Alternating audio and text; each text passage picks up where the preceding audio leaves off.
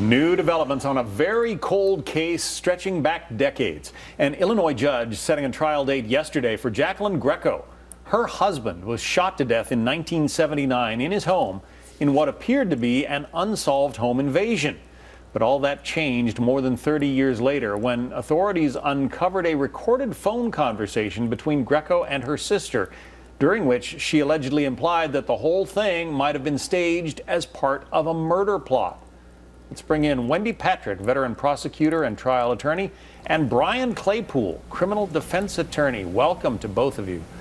Thanks, John. The story here is, it reads like something out of Hollywood. The victim, her husband, was a high-rolling commodities trader with a hot temper. These guys, two guys, show up at the family house. They're wearing nylon masks over their faces. They tie up the soon-to-be widow and her 3 small children. When the husband comes home, they take him down into the basement and shoot him to death with his own guns, then run away. That's a pretty weird story to start with. She is not charged with murder, though, Wendy. Why not? Well, John, warming up a cold case often involves re-examining much of the facts and circumstances from the very beginning. This is a conspiracy theory. This is something that has been suspected over the years. But remember, nobody actually charged her before 2013, when prosecutors had a second look. Think about this. 1979, okay, Brian and I were listening to the Bee Gees on 8-track tapes back then.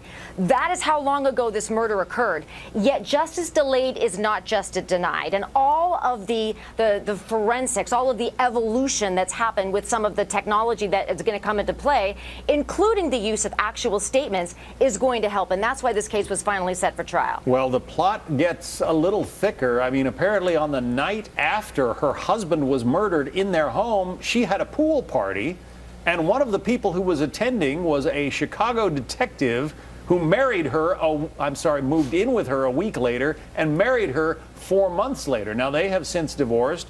He is not charged. He's apparently not been making any comments to the media. But I don't know, Brian, if it walks like a duck, maybe?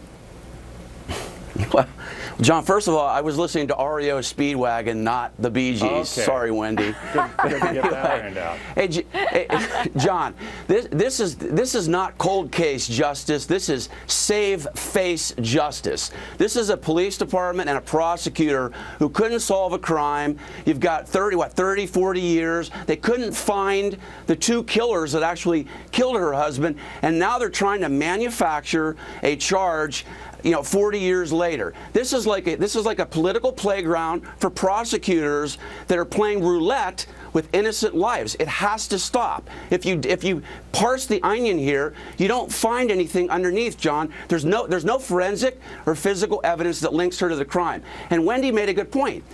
She's going to be charged with a conspiracy, John. You need to have evidence of an agreement between her, Greco, and the 2 killers to prove a conspiracy. If you can't find the 2 killers, you can't prove an agreement between those folks. So this is a manufactured charge to save face for the prosecutor. Greco is the name of the Chicago police detective she was dating. Apparently, she was rumored to be having an affair with at the time.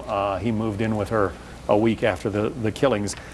But, the plot does get a little thick, Wendy, when you hear that this recording in which she apparently implicated herself was just made in 2013, something about a statement along the lines of, "I'll have you killed like I did my husband." Why would they make such a recording? They had to get a judge's okay to tap her phones, right? Well, it depends on whether law enforcement did it or whether it was a private citizen. Obviously, law enforcement is able to do those types of things. But part of what we have to look at here is the 3 of us are not privy to all the facts and circumstances surrounding the decision to bring these charges. We will get to see more of the evidence when we get to prelim, and we're going to be watching it closely because, as you've both alluded to, words matter. In other words, what exactly can somebody say that can be interpreted several different ways? And what prosecutors need need to do is make sure that there's enough evidence that proves guilt. But remember, they're not allowed to bring a case unless they believe they can prove this beyond a reasonable doubt. So that we're going to see more and more of the evidence that they have, in addition to this tape that we're hearing so much about that was made in 2013. Well, her late husband, Carl Gaimari, described as a hot-tempered, high-rolling commodities trader, had some issues of his own. Her children are standing behind her. But again, she is charged. We will keep an eye on this case. Brian Claypool, Wendy Patrick, thank you both.